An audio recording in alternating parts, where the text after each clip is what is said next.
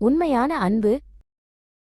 ஒரு அழகான சிறிய ஊரில் மாறன் மற்றும் பொன்னி என்ற தம்பதியினர் வசித்து வந்தனர். அவர்களுக்கு திருமணமாகி 50 ஆண்டுகள் ஆகிவிட்டன. அவர்களுக்கு குழந்தைகள் இல்லை என்றாலும் ஒருவருக்கொருவர் காட்டிய அளவற்ற அன்பே அவர்களின் உலகமாக இருந்தது.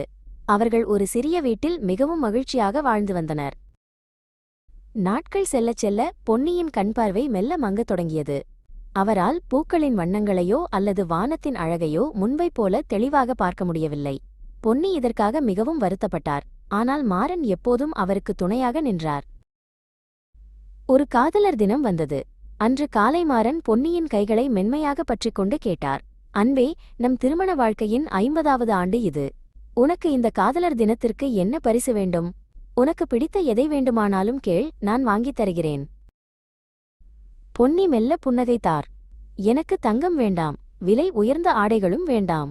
நீங்கள் தினமும் எனக்கு அருகில் அமர்ந்து வாசித்துக் காட்டும் கதைகளும் நாம் மாலை நேரத்தில் கைகோர்த்துச் செல்லும் அந்த நடைப்பயணமுமே எனக்கு போதும் என்று மெல்லிய குரலில் சொன்னார். சில மாதங்களுக்குப் பிறகு பொன்னியின் கண்பார்வை முற்றிலும் மறைந்து போனது.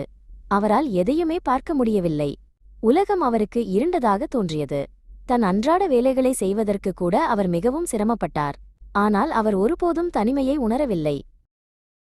மாறன் தன் வாக்குறுதியை காப்பாற்றினார். அவர் தினமும் பொன்னியின் அருகில் அமர்ந்து மணிக்கணக்கில் செய்தித்தாள்களையும் பொன்னிக்கு மிகவும் பிடித்த ஆன்மீக மற்றும் கவிதை புத்தகங்களையும் வாசித்துக் காட்டுவார். மாறனின் குரலில் பொன்னி ஒரு புதிய உலகத்தைக் கண்டார். மாலை வேளைகளில் மாறன் பொன்னியை மிகவும் மெதுவாக தெருக்களிலும் அருகிலுள்ள பூங்காவிற்கும் அழைத்து செல்வார். செல்லும் வழியில் காணும் காட்சிகள், பறவைகள் மற்றும் மனிதர்களைப் பற்றி அவர் வர்ணித்து கூறுவார். பொன்னி மாறனின் கைகளை இறுகப் பற்றிக் கொண்டு நடப்பார். இதை பார்த்து கொண்டிருந்த பக்கத்து வீட்டுக்காரர் ரவி ஒருநாள் மாறனிடம் கேட்டார், ஐயா, உங்கள் மனைவிக்குத்தான் எதுவும் தெரியாதே, பிறகு ஏன் நீங்கள் இவ்வளவு கஷ்டப்பட்டு அவருக்கு எல்லாம் வாசித்துக் காட்டி வெளியே அழைத்து செல்கிறீர்கள்? நீங்கள் செய்வது அவருக்கு தெரியப் போவதில்லை. மாறன் அமைதியாக புன்னகைத்துவிட்டுச் சொன்னார், தம்பி, அவருக்கு என்னை பார்க்க முடியாது என்பது உண்மைதான். ஆனால் என்னால் அவரை பார்க்க முடியுமே. அவருக்கு என் முகம் தெரியாவிட்டாலும் என் குரலும் என் அன்பும் அவருக்கு புரியும். அதுவே எனக்கு போதும்.